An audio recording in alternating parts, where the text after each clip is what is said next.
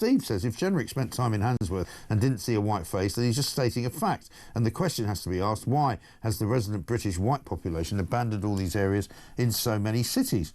Well, this is a question, I think, for Dr. Rakib Ehsan, who's a good friend of the show, of course. He wrote a piece in the Telegraph yesterday about why it's not bigoted or divisive to point out that a lack of integration in this country, in some parts of the country, has taken place. It's a fact, right? I mean, look at that. 57,638 people on the migrant tracker have come here illegally on small boats since the beginning of Keir Starmer's prime ministership, right? 34,396 now since the beginning of this year alone. Where are they all going? And when they go to where they're going, how does that affect the place where they are going to? Let's find out. Rakib, a very good morning to you.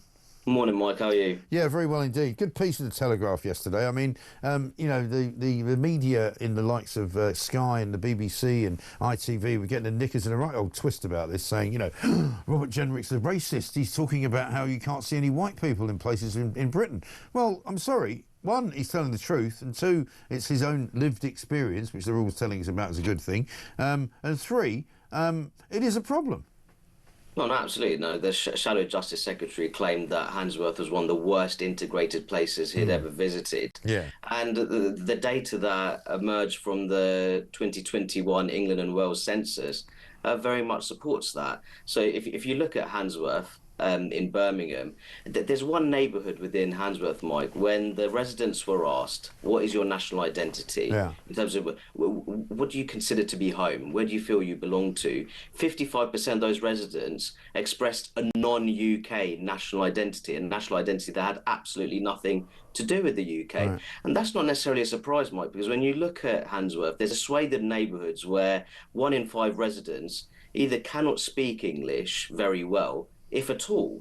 And I think that comes to my point, that without a decent command of the English language, how could you possibly integrate yourself into mainstream civic life in Britain, interact independently with public services and engage with others who don't speak your native tongue? So I think that there are very serious problems, not just in Handsworth. I'd actually say some parts of Birmingham might be even worse integrated in some ways. Indeed, and it's not just Birmingham. I mean, we know that there's parts of Bradford that have got problems, there's parts of Manchester, there's parts of Rochdale, Bury, an awful lot of those northern towns, particularly where, funnily enough, they had a lot of the grooming gang problems. You know, an awful lot of those constituencies, if you like, have got, you know, Pakistani heritage councillors, Pakistani heritage sort of residents, Pakistani heritage police, and it's all going horribly wrong.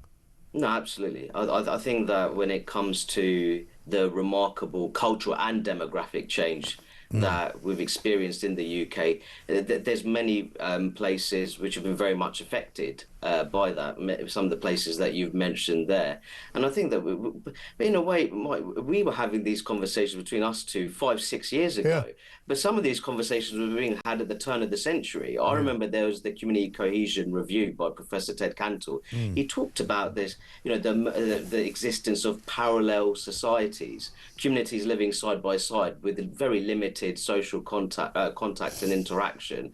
And some of these areas, in some ways, the situation has become even worse. That segregation has become consolidated economically, socially, and residentially. And I think that many of our politicians, they're away with the fairies, really, when they're describing us as sort of a vibrant, multicultural democracy. They don't really know what's at stake here, especially from an integration perspective. Yeah, I think that is really the problem. But nobody seems to know what to do about it, because once you've got a community that has become so kind of self-absorbed and so kind of self-determining, if you like, you know, you can't really change it. You can't really suddenly parachute a load of white people in, can you?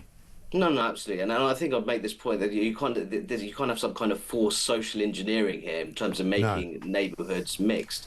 I think that a big part of the, not so much the issue, but when we're looking at this phenomenon of segregated communities, there's been a great deal of white flight.